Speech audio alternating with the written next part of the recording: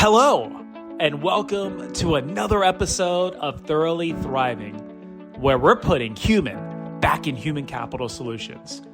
On today's episode, we're going to hear from an industry leader where they're sharing their thoughts, feedback, and perspective on what's happening in today's world of work. Well, let's stay tuned and perk our ears up for another exciting episode. Well, welcome to another episode of Thoroughly Thriving. And today's episode, we have a man that's certainly passionate about research and how he's left an indelible mark on the industry. So welcome to the show, Joseph Kim.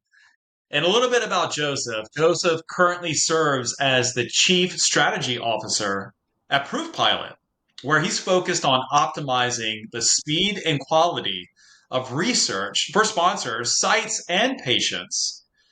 Across his 26-year career, he has become wildly recognized as an innovator in clinical development, earning honors such as the Medicine Maker Power List, Top 100, and being named one of the 20 innovators specifically changing the face of clinical trials. But before he joined ProofPilot, Joseph spent over 7 years at Eli Lilly driving digital health innovation, advancing patient experience initiatives, and hosting 3 seasons of their research podcast, The Elixir Factor. So he is certainly a veteran to podcasts. He's also held leadership roles at Shire and Merck and consistently pushing the industry forward in patient engagement, trial optimization, and clinical innovation. But to our audience, beyond his corporate work, Joseph serves on the Leadership Council for the Society for Clinical Research Sites. And he mentors at Villanova School of Business. He's alumni there. To advise companies about shaping the future of decentralized and tech-enabled research. So we're excited to have him on this show. He's going to talk about 3 big themes, again, he's passionate about. And so, Sean, I couldn't be more excited, couldn't be more pumped. I'm pumped and excited. Thanks, Joseph, for being here with us today. We're so excited to have you join us. I know when we met for the first time recently, we were just blown away by your passion, your enthusiasm. And, I thought, man, I would chase after this guy lead me, was just so inspired by who you are and that you really do put heart and soul into everything that you do. And I think it was just we thought, man, we got to have this guy on the podcast. We've got to be able to get him out to the audience. And so thank you for taking some time to join us today. Yeah, listen, it's great to be here. You guys, it's great to hear that background. I don't know who that guy is, but you feed me salami and I'll get passionate. So that's basically where all that came from. Oh, man, I love it.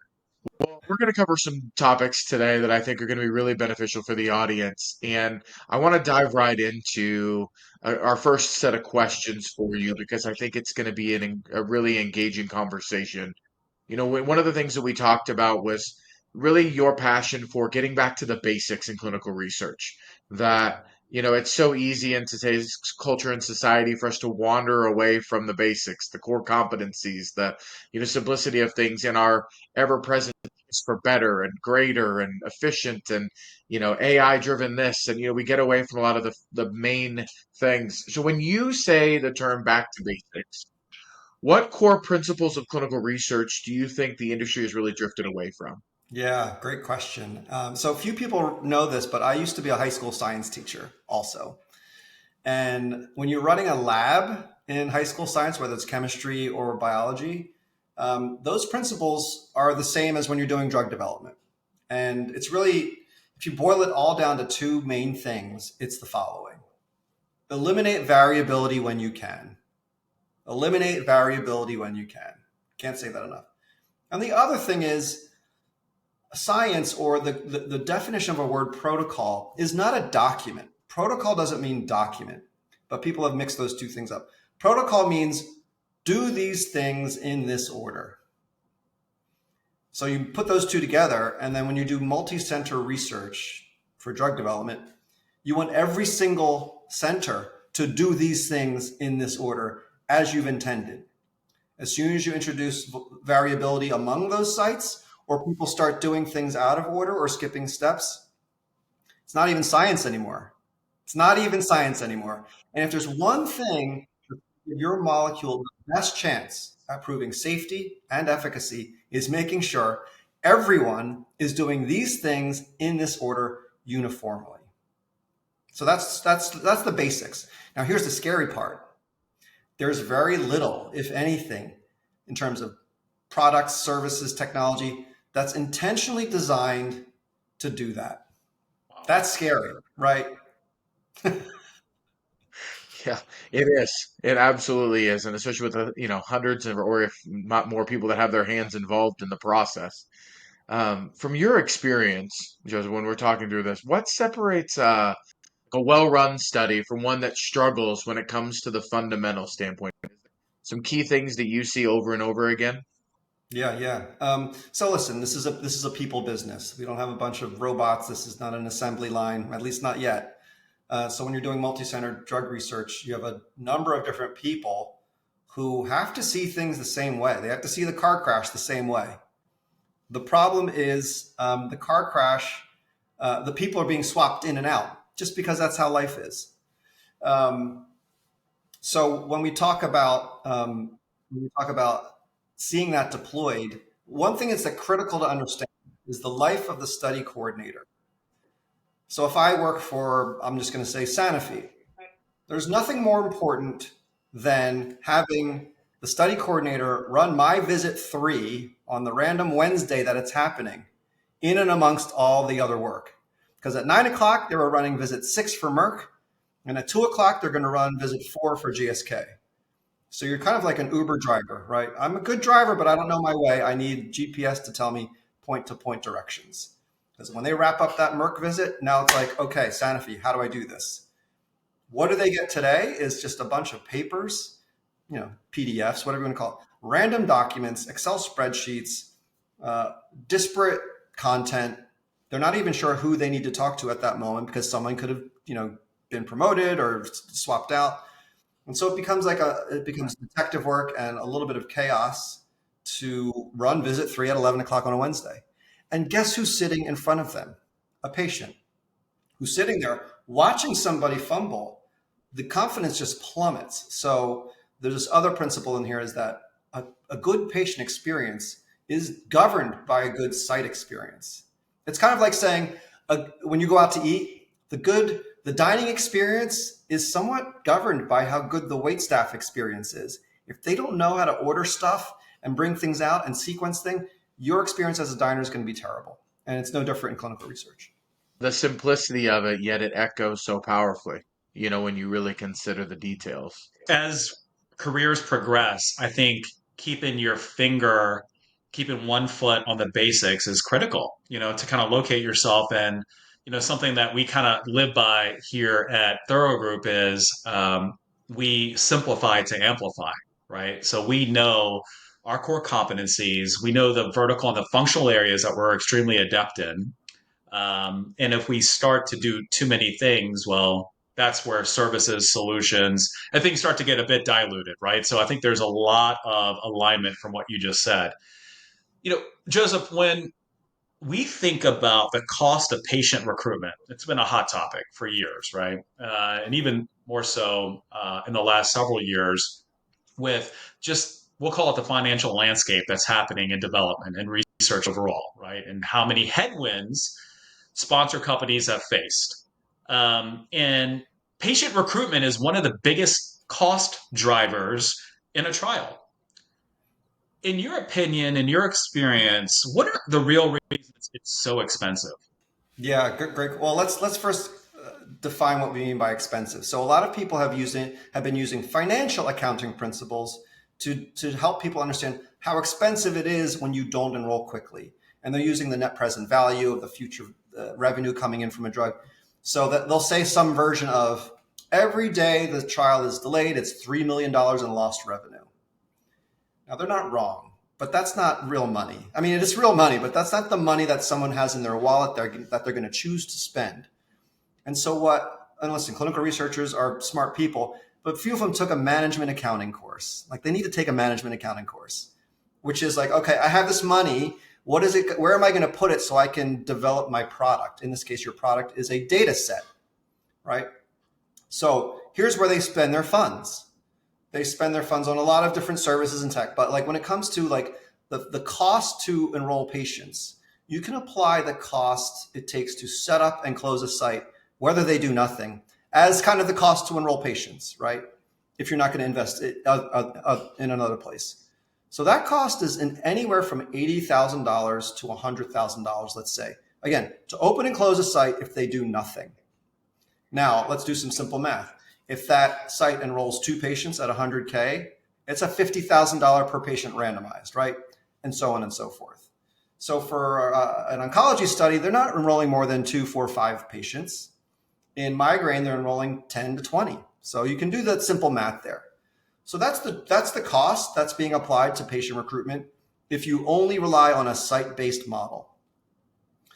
So if you're going to tolerate a $50,000 per patient cost from a site who enrolls 2 patients, why wouldn't you also tolerate another patient at $50,000 coming from outside the site? Like you're already tolerating that. So keep doing it. The other cost that people haven't tied to recruitment is the carrying cost of a CRO. Yeah. Now I did this analysis personally, but I'm sure it's outdated and it's way higher. Back when I was at Shire, we would write a check to a CRO if nothing happened in that month in terms of enrollment for around 300K. Now that number can be bigger or smaller based on the size of the study. I bet you it's north of 500K right now, right? If nothing happens, you still cut a check. So in 2 months of enrollment that's not moving, that's $1 million. Right?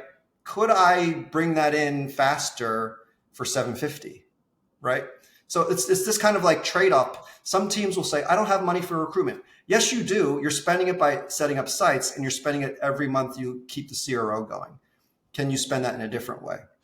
So like this is like the cost of enrollment that people really need to get their heads around. Now, I don't have a formula because every study is a little bit different. The costs are different. But I guarantee you people are not thinking this way. How do I know? Because when I talk to customers, they will literally say, we don't have the budget for recruitment versus saying something like, we expect this cost to deliver this many patients. Now, there's other costs that you pay the site because they did the study. That's different, right? That's on top of all this and the technology costs, blah, blah, blah. But the patient recruitment costs, you can align there. And I'm probably being generous. There's probably more expensive ways to think about it. But this is how people need to start thinking about patient recruitment and the cost of it and where you would rather spend your money so that you can pull that time in. And then, yes, every day you file sooner, it's 3 million per day. But also that's only for the studies that are on the critical path to filing. Not every study is on that critical chain. So whatever. Yeah. Those sponsor companies that want to really run with the recruitment patient dynamic. Joseph, I'm curious, where do sponsor companies miscalculate resources when recruiting? They're not obviously just delegating that out, but where I'm based in San Diego, we have a lot of early stage companies, right? So in your opinion, where do sponsors overspend or even miscalculate when taking really the ball and running with recruiting for patients? Yeah, good question. So there's 4 simple questions about whether you should do more than just set up sites at 100K a pop, right? The question is, do you want patients that come from outside the clinic? In other words, patients come from 2 places. Either the investigator knows them or they don't. Do you want patients that the investigator doesn't know? That answer should always be yes. Why would you be like, no, I don't want those patients? So yes should be the answer to that first question mostly. Second question is trickier. Do you think you can get them? Sometimes you can't get them. It's very hard to get them.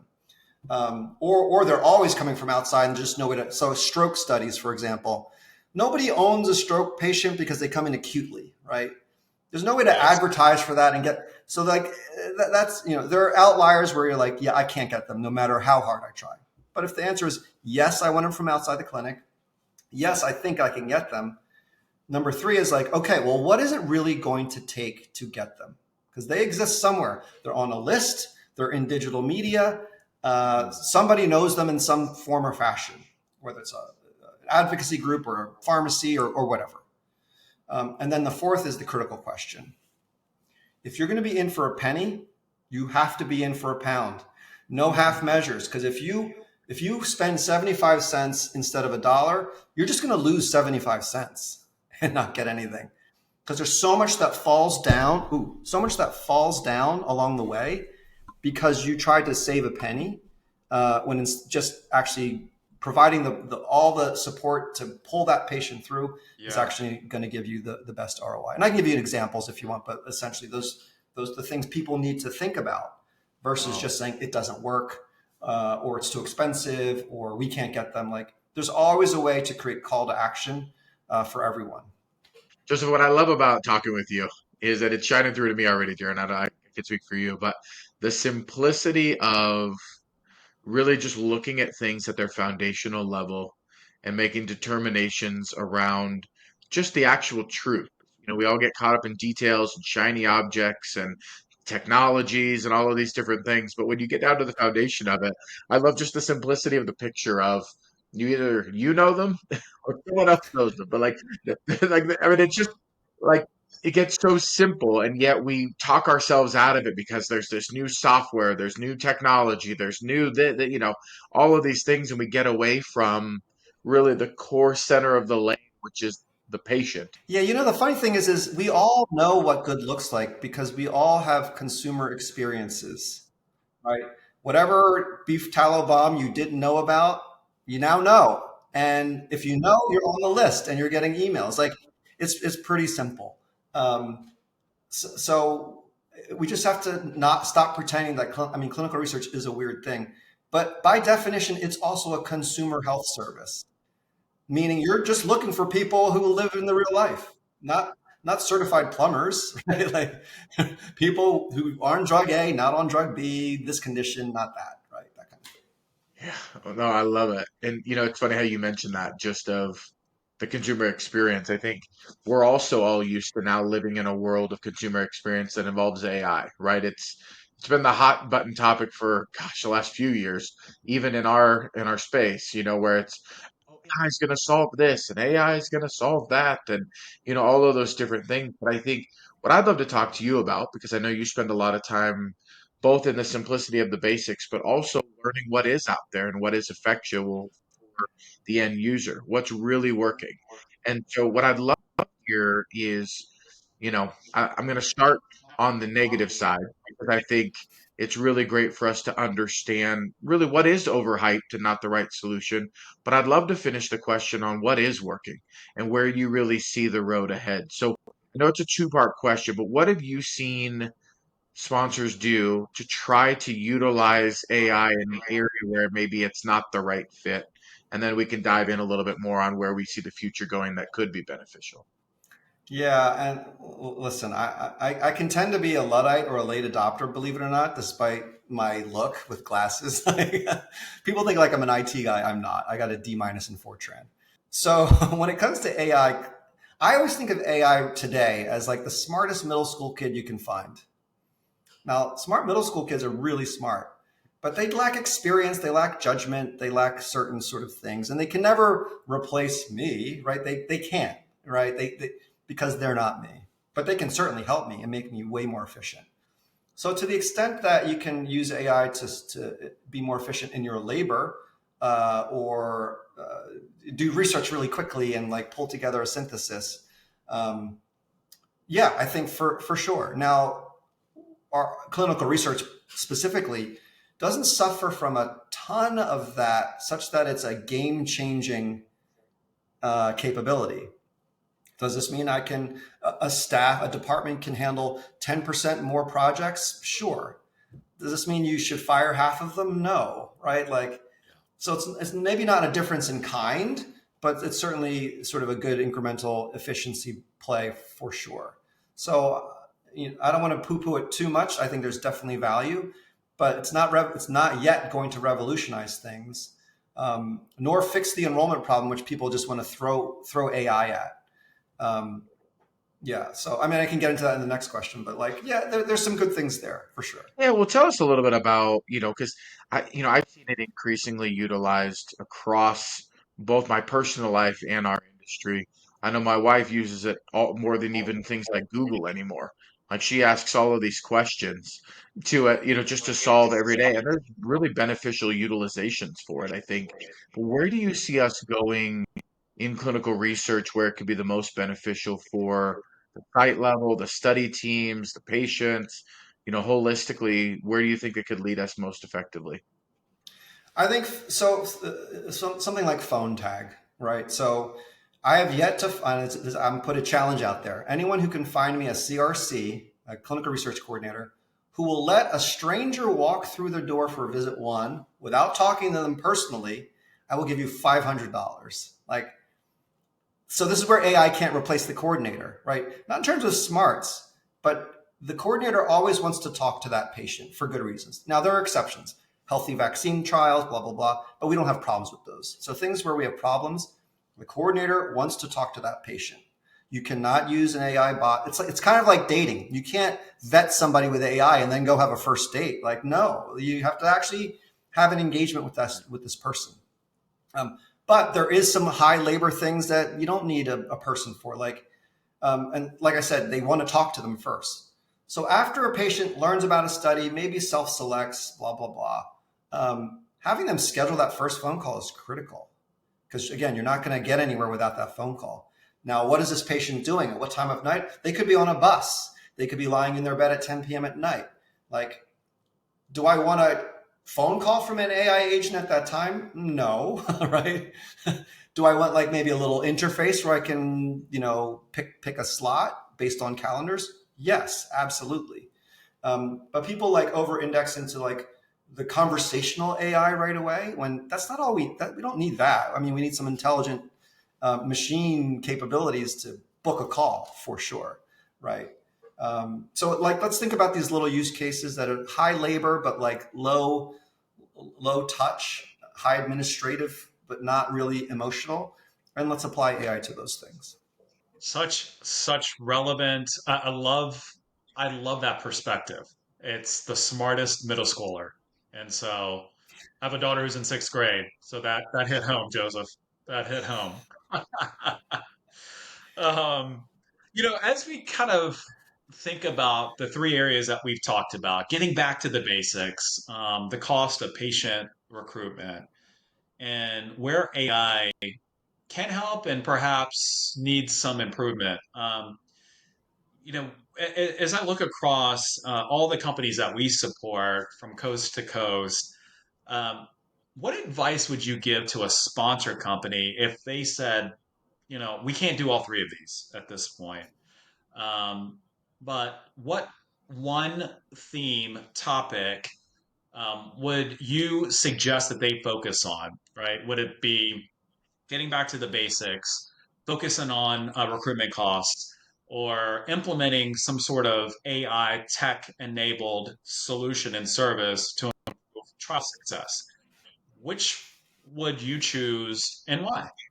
So clinical development companies are in the business of one thing only: producing a data set that tells a story that regulators believe, right? Produce a data set that tells a story that regulators believe.